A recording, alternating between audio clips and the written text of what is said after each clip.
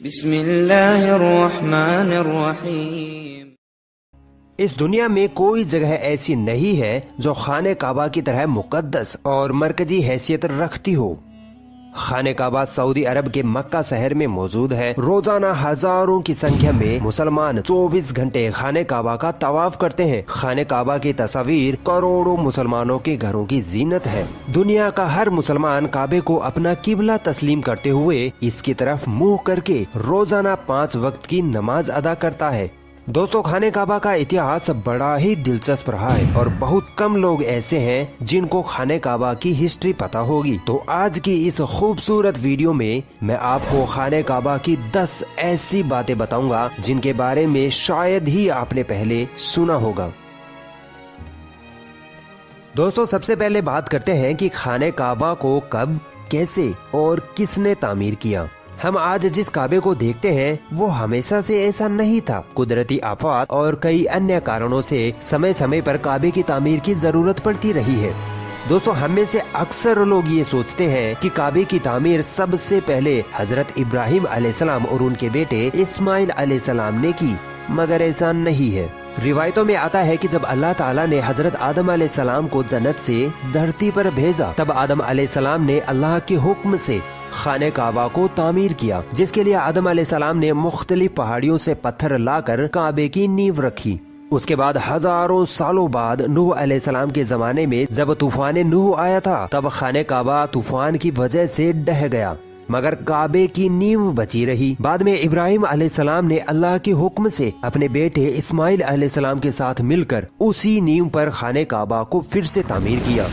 پھر نبی کریم صلی اللہ علیہ وسلم کے زمانے میں ظہور نبوت سے پہلے قریش والوں نے پھر سے خانہ کعبہ کو تعمیر کیا۔ قریش کے لوگ اکثر حرام طریقے سے پیسے کمایا کرتے تھے، مگر انہوں نے قسم کھائی تھی کہ کعبہ کی تعمیر صرف حلال پیسے سے کریں گے، مگر وہ پوری طرح سے کامیاب نہ ہو سکے اور وسائل کی کمی کے کارن کعبے کی چھت کا کام ادھورا ہی رہ گیا۔ اس کے بعد جو تعمیر ہوئی وہ سیدنا عبداللہ بن زبیر رضی اللہ تعالی عنہ کے دور میں ہوئی۔ پھر آخری بار عبد الملک بن مروان کے کہنے پر حجاج بن یوسف نے قریش کے بنائے ہوئے کعبہ کو گرایا اور اسی نیو پر پھر سے خانہ کعبہ کو تعمیر کیا، اور آج جو ہم خانہ کعبہ کو دیکھتے ہیں وہ اسی وقت سے تعمیر کیا ہوا ہے۔ دوستو، نبی کریم صلی اللہ علیہ وسلم کے زمانے میں کوئی بھی مسلمان خانہ کعبہ میں آ جا سکتا تھا اور عبادت کر سکتا تھا۔ خانہ کعبہ ہفتے میں 2 بار عوام کے لیے کھولا جاتا تھا، مگر آج کے وقت میں مسلمانوں کی تعداد اور دیگر وجوہات کے چلتے سال میں صرف 2 مرتبہ ہی خانہ کعبہ کو کھولا جاتا ہے، اس میں بھی صرف اعلیٰ شخصیات اور خاص مہمان ہی خانہ کعبہ میں داخل ہو سکتے ہیں۔ دوستو، کیا آپ کو پتا ہے خانہ کعبہ میں پہلے 2 دروازے ہوا کرتے تھے، ایک خانہ کعبہ میں داخل ہونے کے لیے اور دوسرا باہر نکلنے کے لیے، اور ایک کھڑکی بھی ہوا کرتی تھی، مگر آج خانہ کعبہ میں صرف ایک ہی دروازہ رکھا گیا ہے، اور یہ دروازہ سن 1979 میں لگ بھگ 300 کلو سونے سے بنایا گیا تھا۔ اس سے پہلے یہ دروازہ چاندی کا ہوا کرتا تھا، اور جو پہلے کھڑکی ہوا کرتی تھی اس کو بھی ہٹا دیا گیا ہے۔ دوستو، آپ نے کبھی غور کیا ہے کہ حجر اسود ہمیشہ چاندی کی کوچ میں ہی کیوں گھرا رہتا ہے؟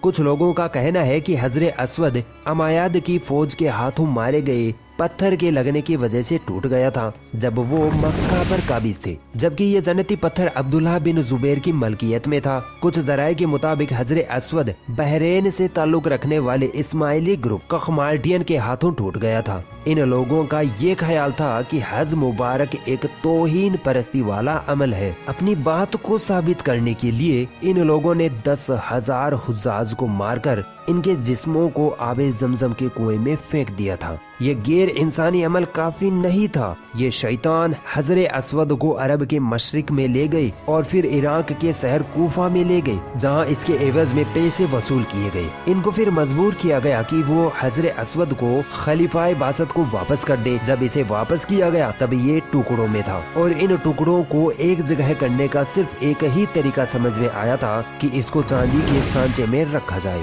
کچھ اتہاسکاروں کے مطابق اس مقدس پتھر کے کچھ ٹکڑے آج بھی کہیں گم ہیں۔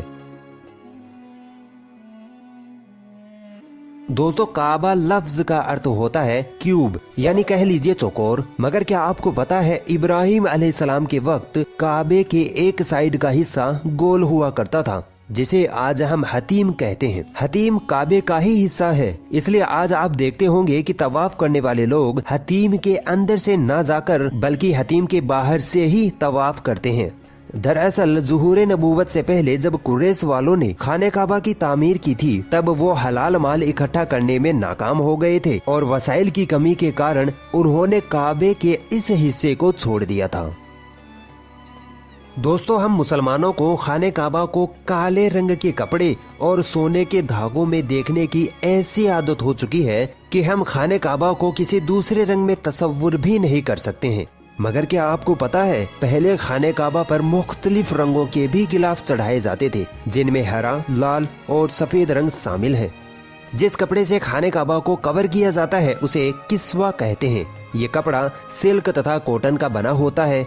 इस पर कुरान पाक की कई आयतें सोने के धागे से लिखी जाती हैं। हर साल हज के दौरान 9 जिलहिज्जा को फजर की नमाज के बाद गिलाफे काबा को चेंज किया जाता है। हर साल गिलाफे काबा पर लगभग $60 मिलियन यानी इंडियन रुपीस के हिसाब से 42 करोड़ रुपए सऊदी सरकार द्वारा खर्च किए जाते हैं।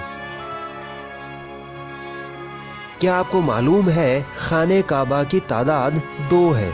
खाने काबा के बिल्कुल ऊपर जन्नत में एक और काबा है जिसे रिवायतों में बैतुल मामूर कहा गया है। नबी करीम सल्लल्लाहु अलैहि वसल्लम ने मेराज का वाक़या सुनाते हुए फरमाया कि जब मुझे बैतुल मामूर दिखाया गया तो मैंने इसके बारे में हजरत जिब्रील अलैहिस्सलाम से पूछा तो उन्होंने जवाब दिया कि ये बैतुल मामूर है जहाँ 70,000 फरिश्ते रोजाना अल्लाह की इबादत करते हैं और जब वो यहाँ से चले जाते हैं तो कभी वापस नहीं आते। मतलब हर दिन एक नया दस्ता यहाँ आता है। दोस्तों खाने काबा के दरवाजे को खोलने के लिए जिन चाबियों का इस्तेमाल होता है वो कोई सऊदी गवर्नमेंट के पास नहीं है, बल्कि नबी करीम सल्लल्लाहु अलैहि वसल्लम के एक सहाबी के खानदान के पास मौजूद है। फतह मक्का के बाद प्यारे नबी को खाने काबा की चाबियां सौंपी गई, मगर प्यारे नबी ने ये चाबियां अपने पास रखने के बजाय बनी शैबा खानदान के उस्मान बिन तलहा के जिम्मे कर दी। उस वक्त से लेकर आज तक खाने काबा की चाबियां उस्मान बिन तलहा रजी अल्लाह ताला अन्हु के खानदान के पास ही है। प्यारे नबी के फरमान के मुताबिक ये चाबियां कयामत तक उन्हीं के पास रहेंगी। हुजूर सल्लल्लाहु अलैहि वसल्लम ने फरमाया था कि ए बनी तलहा, ये चाबियां रोजे कयामत तक तेरी तहवील में रहेंगी, सिवाय इसके कि वो जोर जबरदस्ती गैर अखलाकी तरीके से तुझसे छीन ले जाए। कई सालों तक लोग ये अंदाजा लगाते रहे कि खाने काबा अंदर से कैसा नजर आता है।